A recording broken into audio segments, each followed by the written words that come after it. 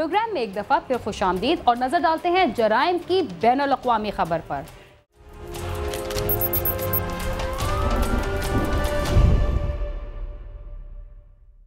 America में बरहना हालत में गाड़ी छीनकर फरार होने वाले चोर को पुलिस के कुत्तों ने आखिरकार पकड़ ही लिया। अमरीकी रियासत कैलिफोर्निया के इलाके लिमोजीन ड्राइवर में रात की तारीकी के दौरान इरविन नामी शख्स ने पुलिस को इतला दी कि एक बरहना शख्स ने उसे असलहे के जोर पर यरगमाल बनाने के बाद उसकी गाड़ी छीन ली है, जिसके बाद पुलिस ने गाड़ी की तलाश शुरू की और थोड़ी देर बाद साहिली इलाके के करीब पुलिस को गाड़ी मिल गई, जिसके बाद पुलिस ने गाड़ी का ताक़ुब शुरू किया और 30 मील तक गाड़ी का पीछा किया गया। अपने गिर्द घेरा तंग होता देखकर चोर ने गाड़ी छोड़कर फरार होने की कोशिश की, मगर कैलिफोर्निया पुलिस के कुत्तों ने उसे दबोच लिया, जिसके बाद पुलिस ने उसे हिरासत में ले लिया है, मगर अब तक गिरफ्तार होने वाले चोर की शनाख्त जाहिर नहीं की गई।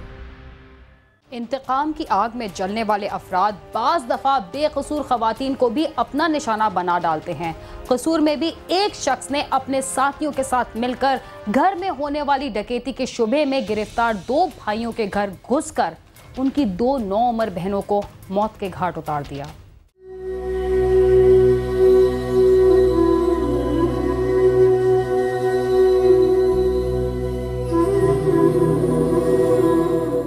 कसूर के नवाही गांव भिम्बा कलां के रहायशी जिम्मेदार मोहम्मद यूसुफ की 2 बेटियां रुखसाना, फरजाना और 2 बेटे मोहम्मद अजहर और मोहम्मद मजहर हैं। मोहम्मद यूसुफ की बीवी शमशाद बीबी की बहन थाना छांगा मांगा के नवाही इलाके भुए असल की रहायशी है, जिसके घर उनका अक्सर आना जाना था। चंद रोज कबल मोहम्मद यूसुफ के दोनों बेटे मोहम्मद अजहर और मजहर अपनी खाला से मिलने के लिए भुए असल गए, जहाँ उनकी खाला के मोहल्लेदार मोहम्मद कयूम के घर डकैती की वारदात हुई। डाकुओं ने औरतों से बदतमीजी भी की। मोहम्मद कयूम ने थाना छांगा मांगा में डकैती का मुकदमा दर्ज करवा दिया, जिसमें दोनों भाइयों अजहर और मजहर को भी शक की बिना पर नामजद कर दिया। मेरे बेटे खाला के घर मिलने गए थे। मोहम्मद कयूम के घर में डकैती हुई। उसने मेरे बेटों को जानबूझकर नामजद कर दिया। मेरे बेटे इंतहाई शरीफ हैं। पूरा इलाका इसकी गवाही दे सकता है, मगर कयूम इस पर यकीन नहीं करता। वो कहता है तुम्हारे बेटे यहाँ लेने क्या आए थे। मेरे बेटे पहले भी खाला के घर जाते रहते थे। मेरे बेटे पर झूठा इल्जाम आयद किया गया है।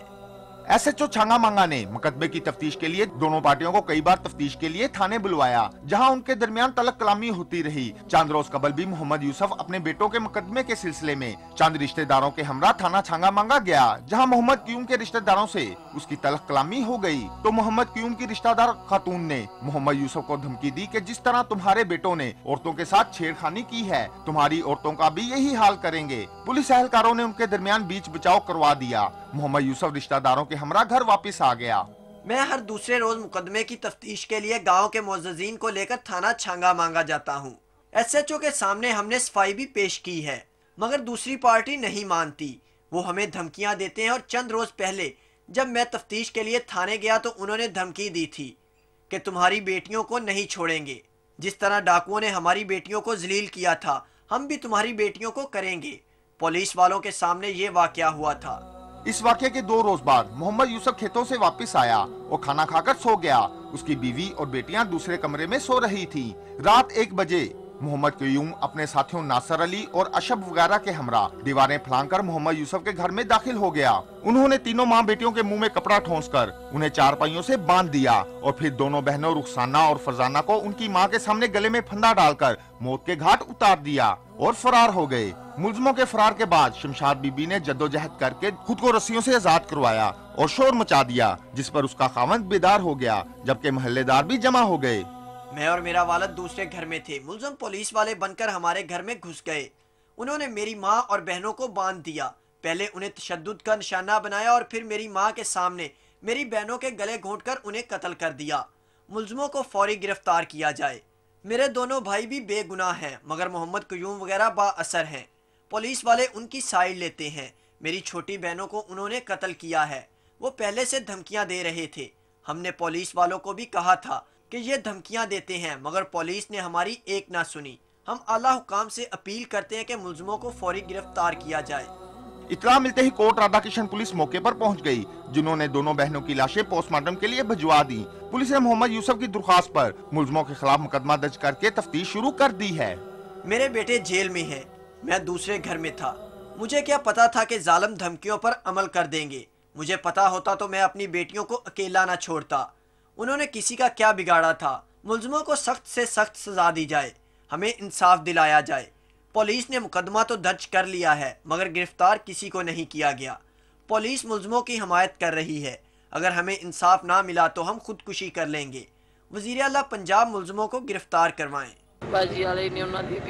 मेरी मासूम बेटियां, मेरी आंखों के सामने जालिमों ने उनके गले घोंट दिए। मैं बेबस थी, उनकी मिन्नतें की मगर जालिमों को रहम ना आया। मेरे बेटों को भी उन्होंने जेल में भिजवा दिया। हम गरीब लोग हैं, हमारी सुनने वाला कोई नहीं।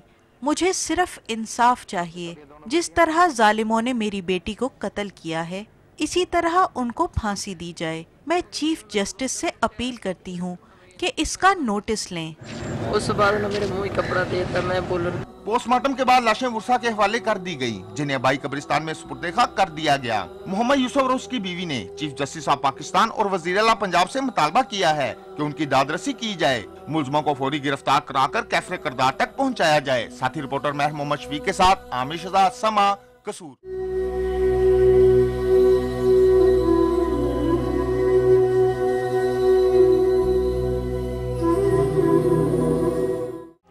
कराची में 3 बरसों के दौरान जहरीली शराब पीने की वजह से काफी घरों के चिराग गुल हो चुके हैं, मगर मुतालिका इदारों की पुरस्कार खामोशी सवालिया निशान बनी हुई है।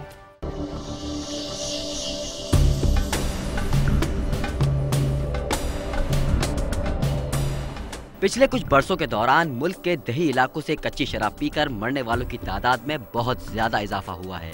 लेकिन अब ये वबा यहाँ के शहरों तक आ पहुँची है, जहाँ देसी शराब के साथ जाली शराब ने भी लोगों के घर उजाड़ना शुरू कर दिए हैं। कराची में भी जहरीली शराब पीने से होने वाली अमवात का सिलसिला जारी है। यहाँ पर जहरीली शराब बनाने वालों के खिलाफ फर्जी क्रैकडाउन तो होता है, मगर कुछ दिनों के बाद ये माफिया दोबारा सरगर्म हो जाती है। इस तरह की ज्यादातर अमवात किसी न किसी त्यौहार पर रोनमा होती हैं, जहाँ किसी न किसी तकरीब में शरीक अफराद अपनी जानों से हाथ धो बैठते हैं। शायद इसीलिए 3 सालों के दौरान 178 से जायद घरों के कफील अपनी जिंदगियों से हाथ धो बैठे हैं।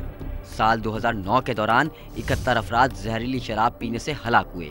फरवरी में 4, मार्च में 50, अप्रैल में 6, जुलाई में 3, अगस्त में 2, सितंबर में 2, अक्टूबर में 1 और दिसंबर में मरने वालों की तादाद 3 थी। साल 2010 के दौरान जहरीली शराब पीने से मरने वालों की तादाद 30 तक जा पहुंची, जबकि 2011 में 34 अफराद जहरीली शराब पीने से अपनी जिंदगियां गंवा बैठे। फरवरी 2011 में 11 अफराद, अक्टूबर में 17, नवंबर में 4 और दिसंबर में 6 अफराद हलाक हुए। जहरीली शराब पीने से अब तक कई घरों के चिराग गुल हो चुके हैं, मगर कुछ अनदेखे हाथ इस घिनौने जुर्म की सरपरस्ती में मसरूफ हैं, जो मजीद अफराद को मौत के मुंह में धकेल सकते हैं। खुर्रम गुलजार, समा, कराची। हमारे मुल्क में जराइम की सतह जिस तेजी से बढ़ रही है, उसे देखकर यहाँ के शहरी इतने परेशान हैं कि उनमें से हर तीसरा शख्स किसी न किसी नफ्सियाती मर्ज में मुब्तला हो चुका है। इसके बावजूद पुलिस और मुतालिका इदारे अपने फराइज से गाफिल दिखाई दे रहे हैं। इसके साथ ही क्राइम सीन का वक्त खत्म हुआ। अगर आप हमसे राब्ता करना चाहते हैं तो हमारा पता है cs@sama.tv। इसके अलावा आप फेसबुक पर भी हमसे राब्ता कर सकते हैं। इसके साथ ही बीना खान को इजाज़त दीजिए और देखते रहिए समा।